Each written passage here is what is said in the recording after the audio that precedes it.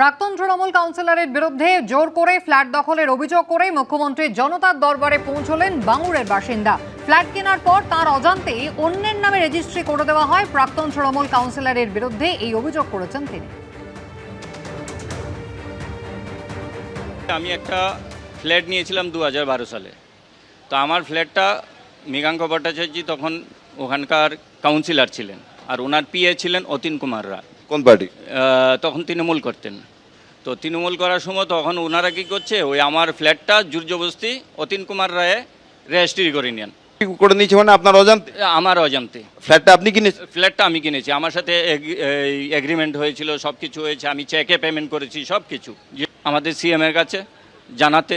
তো এখন দেখি কি হয়। প্রথম কথা, এইসব ভিত্তিহীন কথার কোনো উত্তরই হয় না।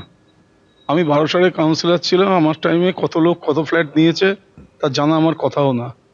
আর দ্বিতীয়ত হচ্ছে, অতীন আমার রাজনৈতিক সঙ্গী, ও একটা রাজনৈতিক ব্যক্তিত্ব, আমার পিএ হতে যাবে কেন? আর কাউন্সিলরের পিএ হয় তো প্রথম শুনলাম। আসলে এসব অভিযোগ ভিত্তিহীন অভিযোগ। এইসব কেউ এসব করে সামনে আসতে চাইছে।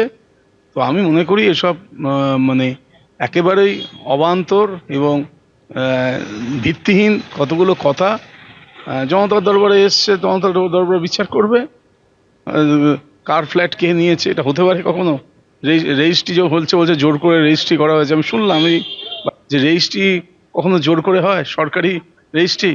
সব ভিত্তিহীন কথা, এসব কথা উত্তর দেওয়ার কোনো মানেই হয় না।